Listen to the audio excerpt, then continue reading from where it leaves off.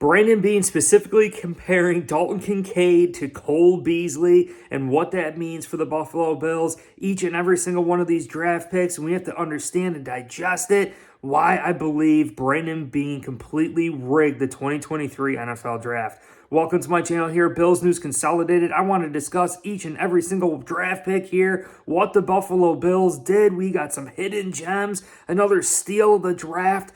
Absolutely unbelievable. And going from what Brandon Beane said from his press conference after the draft, he mentioned Dalton Kincaid being a Cole Beasley type, having Cole Beasley type feel. And I think we have to understand what that means. Having Dalton Kincaid in the slot, but also having a knack and feel for the game, right? And I think Bills Mafia is a little bit confused as to how we're going to be utilizing Dalton Kincaid.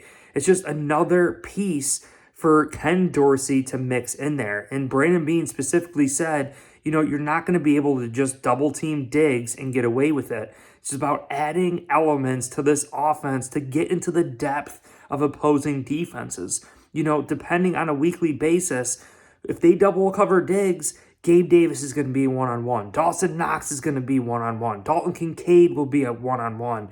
Hardy, Trent Sherfield, Khalil Shakir will have their one-on-one opportunities, and it's up to Ken Dorsey to find that mismatch, to exploit it and utilize it throughout that game. And I think Dalton Kincaid is just another piece. It's another element to this Buffalo Bills offense, something that the Buffalo Bills really didn't have last year. A true threat, number 2 tight end that can come in, split out wide. We can put him in motion and confuse things defensively as a threat, tight end, wide receiver hybrid. And I really absolutely love it. Second round pick, O'Cyrus Torrence, not allowing a sack and not allowing a penalty last year, proving that he's just a dominant force on that offensive line. Question is if he's going to play right guard, left guard. Aaron Kromer is definitely going to find the right home for him. Could be next to Deion Dawkins. I kind of like that. Having Deion Dawkins, former second round pick, with O'Cyrus Torrence, just solidified the blind side to Josh Allen. Really absolutely love it. Keep in mind, O'Cyrus Torrence can play center as well. A lot of people are concerned about his flat feet, not being able to get to the perimeter. Well, O'Cyrus Torrence could always eventually bump in the inside, replace Mitch Morris. I think it's a genius move by Brandon Beane. Absolutely unreal. And the next guy on the list, linebacker Dorian Williams. Yes, we wanted Jack Campbell, Trenton Simpson, Drew Sanders, but Dorian Williams ultimately fits the recipe to win for the Buffalo Bills.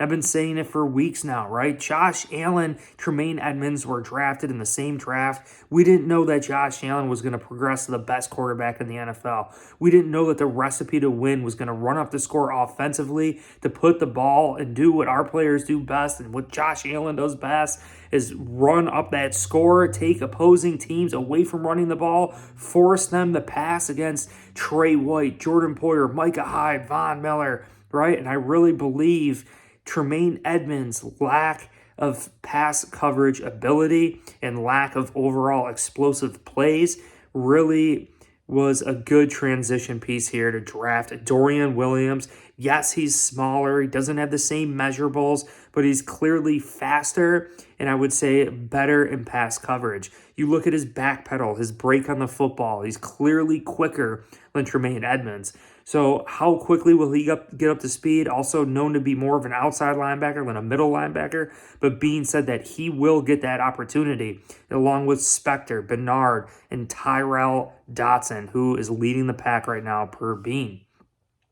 Next on the list, we got a guy coming here, and I really think this was a great selection for the Buffalo Bills. But Shorts, great wide receiver. He's big, tall, physical wide receiver. The comparisons are to Josh Gordon, and he's actually ran a faster 3-cone drill, all these things. He's taller, faster, weighs more.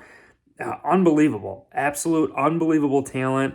Playing with the Florida Gators. O'Cyrus Torrence with the Florida Gators.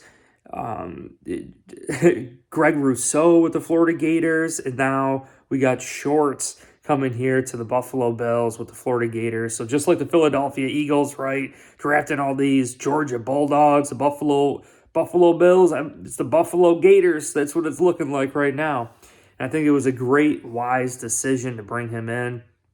Next on my list, too, we got Nick Broeker, and he was a favorite of mine. He could play all 5 positions, similar to Ryan Bates. And Bean did bring up Ryan Bates here, too, and he said, Bates in a pinch could play left tackle, he could play right tackle, and he said it's kind of like a joke if in an emergency type situation, Ryan Bates could plug and play any position on that offensive line. And that's similar to what Nick Broeker could do for the Bills. He's listed as a guard, but he could play center, he could play tackle. He could just bounce all around this offensive line.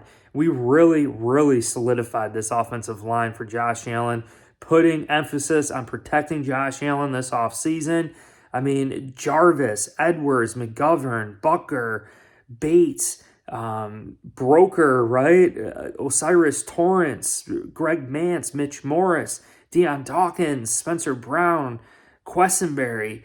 We got a lot of guys to mix in there. Aaron Cromer is going to mix a lot of guys around on that offensive line. I'm absolutely loving it.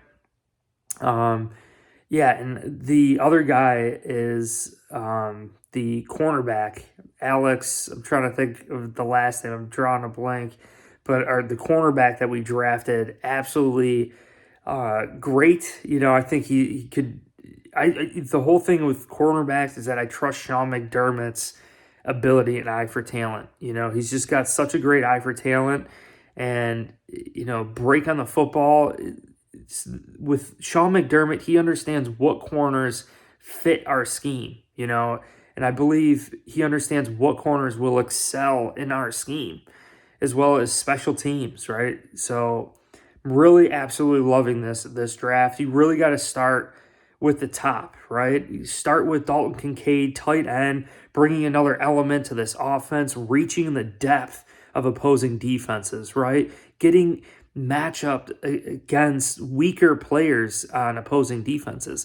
Like the more, you double cover Diggs and you put your best corner on Gabe Davis, right? And then you put your next best player on Deontay Hardy in the slot, right? Or Dalton Kincaid, and you just start wearing away defenses with these pieces that we have on this team. And it makes so much sense. Osiris Torrence, I think, is going to bring a presence to this offensive line, especially in the interior of this offensive line. It's going to bring that edge that we haven't really had since Richie Incognito. John Feliciano brought that edge too, but just that nasty in the inside, a mauler, foundational piece that you could just build around and run off his butt, But I really am loving this NFL draft. Obviously, we had to take what we could, best available player. You're not going to get all the players that you ultimately want, but I give Brandon Beane, Buffalo Bills, a ton of credit to bringing in pieces that have clearly made the 2023 Buffalo Bills much better. But if you enjoyed this, please hit like, subscribe. Go Bills.